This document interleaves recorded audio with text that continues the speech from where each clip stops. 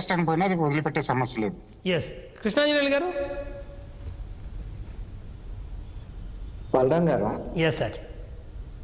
ఇప్పుడు రోజా మంత్రిగా పనిచేశారు, చాలా యాక్టివ్గా ఉన్నారు లాస్ట్ గవర్నమెంట్లో. ఆ సమయంలో జగన్మోహన్ రెడ్డి ఆదేశాల మేరకు అప్పుడు పవన్ కళ్యాణ్ కానీ, అదేవిధంగా చంద్రబాబు నాయుడు కానీ, నారా లోకేష్ని కానీ తిట్టకుండా తిట్టారు. ఆవిడ అసైన్మెంట్ అది, ఆవిడకి అప్పచెప్పిన పని ఆవిడ నిర్వర్తించారు.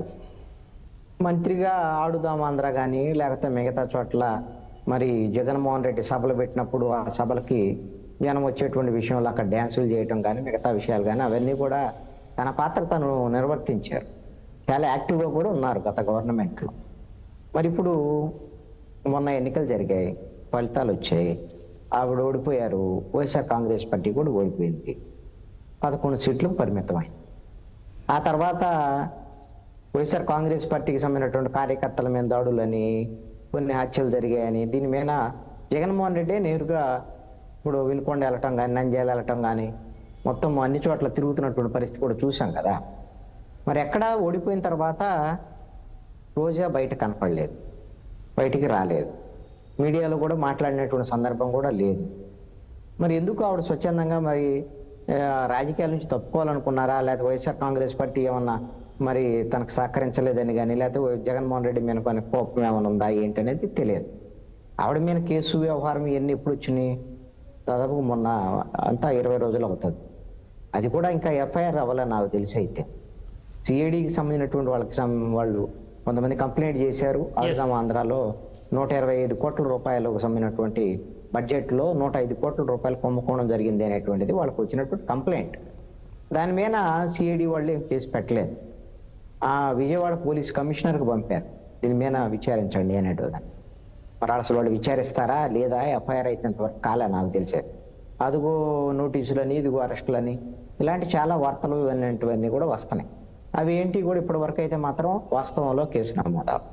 మరి రోజా ఎందుకు యాక్టివ్ అయ్యారు అంటే వైసీపీ నుంచి దూరం అవ్వాలనుకుంటున్నారు అనేటువంటి చాలా స్పష్టంగా అర్థం.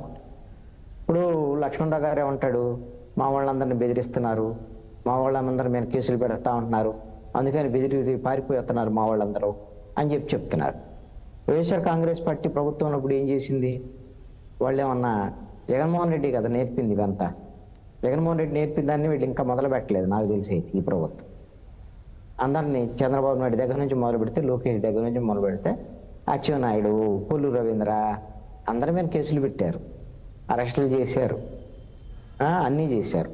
మరి అలాంటప్పుడు వీళ్ళు కూడా వీళ్ళకు అధికారం వచ్చింది. మరి వాళ్ళు తెలుగుదేశం సంబంధించినటువంటి కార్యకర్తలు వాళ్ళందరూ అడుగుతున్నారు నారా లోకేష్ని, తెలుగుదేశం పార్టీకి సంబంధించిన నాయకులు, మీ రెడ్ బుక్ అంది, అది రాశారు ఇది రాశారు, ఏమైంది ఏంటి, మరి ఎందుకు అరెస్ట్ చేయట్లేదు, ఎందుకు కొడాల నాని కడ్రాయి మీద నడిపిస్తా అని చెప్పారు కదా తిరిగినప్పుడు, రెడ్ బుక్ రాసేటప్పుడు చెప్పినటువంటి ఇవే వల్లభనేని వంశీకి బెదిరింపులు ఇవన్నీ ఉన్నాయి, రెడ్ బుక్లో రాసుకున్నాయి. ఎందుకంటే ఆ రోజున వైఎస్ఆర్ కాంగ్రెస్ పార్టీ అధికారంలో ఉందని మంత్రులుగా ఉన్నటువంటి వాళ్ళు, లేకపోతే జగన్మోహన్ రెడ్డి ఎవరు తిట్టమంటే వాళ్ళని ఇష్టం వచ్చినట్టుగా తిడితే మరి ఏం చేస్తారు వాళ్ళు మాత్రం, మేము కూడా అధికారంలోకి వస్తాం, మేము వచ్చినప్పుడు కూడా మేము ఇలానే చేస్తాం అని వాళ్ళు రెడ్ బుక్ రాసుకొని పెట్టుకొని ఉన్నారు. కాబట్టి ఆ రెడ్ బుక్ ఇంప్లిమెంట్ చేస్తామని ఈరోజు కూడా నారా లోకేష్ ఎక్కడో చెప్పినట్టు చూశాం. రెడ్ బుక్ ఇంప్లిమెంట్ చేస్తాం ఖచ్చితంగా, మేము చట్ట వ్యతిరేకంగా వ్యవహరించినటువంటి వైఎస్ఆర్ కాంగ్రెస్ పార్టీ నేతలపైన, అదేవిధంగా అధికారుల మీద, వాళ్ళ మీద కూడా చర్యలు తీసుకున్నాం. ప్రజలు ఆ విధంగా చర్యలు తీసుకోవాలి చట్ట వ్యతిరేకంగా వ్యవహరించినటువంటి వాళ్ళ మీదని, అందుకే మాకు మ్యాండేట్ ఇచ్చారు అనేటువంటిది నారా లోకేష్ కూడా చెప్తున్నటువంటి మాట. ఇప్పుడు జగన్మోహన్ రెడ్డికి మిగిలినటువంటి వాళ్ళు ఎవరు అనేటువంటిది లెక్కేసుకోవాలి. రోజా గురించే మనం మాట్లాడుకో. రోజా ఏముంది, ఆవిడ మాజీ మంత్రి, ఈ రాష్ట్రం కాకపోతే ఇంకో రాష్ట్రంకి వెళ్ళి పక్క రాష్ట్రాలు రాజకీయం చేస్తారు, లేదంటే మెలకుని ఉంటారు, అది వేరే విషయం. అసలు కీలకమైనటువంటి నాయకులు పోతున్నారు అసలు ఆల్రెడీ. వాళ్ళ సంగతి ఏంటి, అది కదా కీలకం. ఈ రోజు ఉన్నటువంటి చర్చ, రాజ్యసభ సభ్యులకు సంబంధించినటువంటి మోపిదేవి వెంకటరమణ వైఎస్ఆర్ కాంగ్రెస్ పార్టీని విడిపోబోతున్నారని, తెలుగుదేశం పార్టీలో చేరబోతున్నారని, రాజ్యసభకు కూడా ఆయన రాజీనామా చేయబోతున్నారని, అదేవిధంగా బేదా మస్తాన్ రావు రాజ్యసభ సభ్యులు, ఈయన కూడా రాజీనామా చేయబోతున్నారు వైఎస్ఆర్ కాంగ్రెస్ పార్టీకి, రాజ్యసభకు కూడా రాజీనామా చేయబోతున్నారు. ఈ రోజున చంద్రబాబు నాయుడు ముఖ్యమంత్రి ప్రెస్ మీట్ జరిగిన సందర్భంలో కూడా మీడియాకు సంబంధించినటువంటి మిత్రులు అడిగినప్పుడు ఒకటే చెప్పారు, చాలా మంది వస్తూ ఉంటారేమో, కానీ మేము కండిషన్ పెట్టాము ఎవరికైనా సరే వాళ్ళు పార్టీకి రాజీనామా చేయాలి, వాళ్ళ పదవికి కూడా రాజీనామా చేయాలి. ఏ పదవిలో ఉన్నారో ఆ పదవికి రాజీనామా చేయాలి. రాజీనామా చేస్తే వాళ్ళ కండక్ట్ ఏమిటి, ఎందు వ్యవహారం అనేటువంటి చూసి తీసుకుంటామని చెప్పారు. అంటే ఆల్రెడీ చర్చలు జరిగినాయి. మా ఇద్దరు రాజ్యసభ సభ్యులు తెలుగుదేశం పార్టీలోకి రాబోతున్నారు అని. ఆల్రెడీ వైఎస్ఆర్ కాంగ్రెస్ పార్టీ ఇప్పటికే వాళ్ళ సాక్షి పత్రికలోనే చాలా కథనాలను రాసి ఆల్రెడీ మా రాజ్యసభ సభ్యులందరినీ తీసుకోవడానికి కోట్లు వల వేస్తున్నారు అవి అని రాసుకున్నారు. అంటే వాళ్ళే రాసుకున్నారు అని అంటే ఒక క్లారిటీ ఉంది వాళ్ళకి. ఆల్రెడీ వాళ్ళ రాజ్యసభ సభ్యులు పోబోతున్నారు అని. 11 మంది వాళ్ళ రాజ్యసభ సభ్యులు ఉన్నారు. వాళ్ళలో కనీసంగా 5-6 వెళ్ళిపోయేటువంటి అవకాశం ఉంది. కీలకమైనటువంటి విజయసాయి రెడ్డి మీద అనేకమైనటువంటి అనుమానాలు వ్యక్తం అవుతున్నటువంటి పరిస్థితి ఉంది. ఆయన బీజేపీ వాళ్ళతో సంబంధాలను కొనసాగిస్తున్నారు, బీజేపీలోకి వెళ్ళేటువంటి అవకాశం ఉంది అనేటువంటి. మరి ఇద్దరైతే ఈరోజు తేలారు, రాజ్యసభ సభ్యులు తెలుగుదేశం పార్టీలోకి వెళ్తారు అనేటువంటి దాని మీద. అది ఇంకా ఫైనల్ అవ్వలేదు. దాదాపు అయితే వార్తలు చక్కెరలు కొడుతున్నాయి. వాళ్ళు ఎక్కడా కూడా ఖండించలేతారు.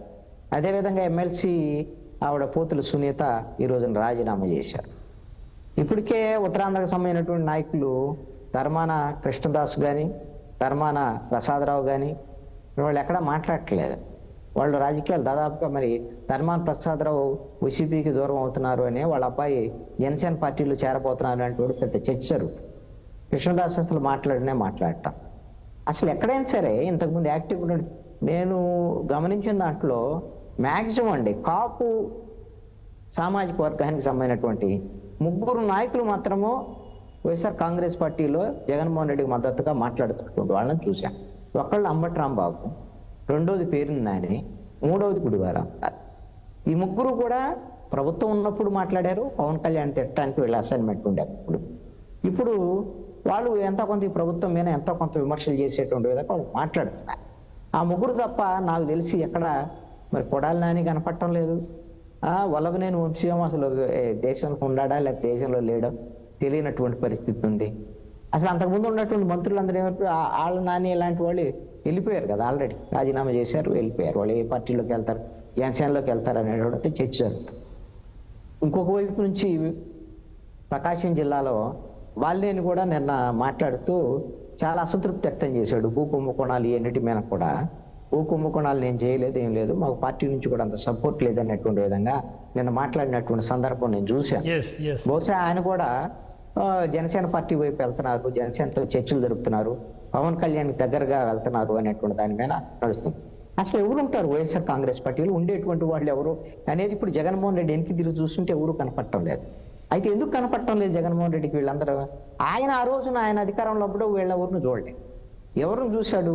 ఆయన దగ్గర ఉండేటువంటి వైవి సుబ్బారెడ్డి వాళ్ళ బాబాయ్, అదేవిధంగా పెద్దిరెడ్డి రామచంద్రారెడ్డి చిత్తూరు జిల్లాలో, అదేవిధంగా విజయసాయి రెడ్డి, అదేవిధంగా సజ్జల రామకృష్ణారెడ్డి.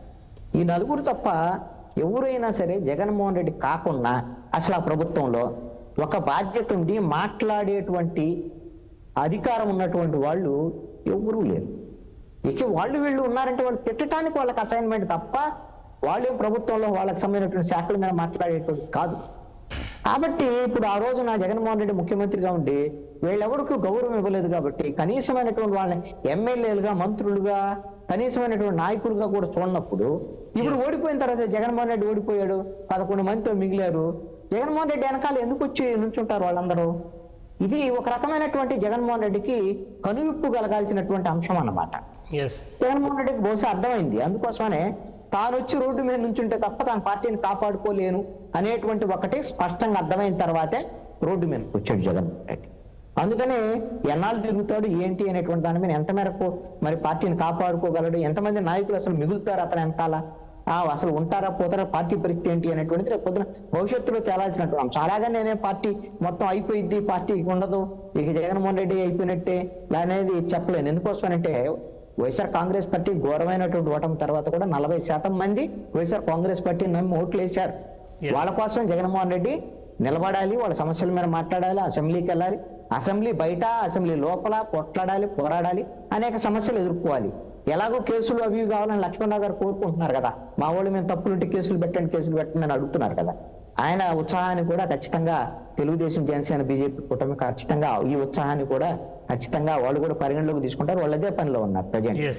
ప్రభుత్వం ఒకవైపు నుంచి పాలన ఎలా ఎంత జరుగుతుందో, గత ప్రభుత్వంలో జరిగినటువంటి అన్యాయాలు, అక్రమాలు, అవినీతి వీటి మీద పెద్ద చిట్టానే తయారు జరుగుతుంది. ఒకవైపున సిఐడి, ఇంకొక వైపు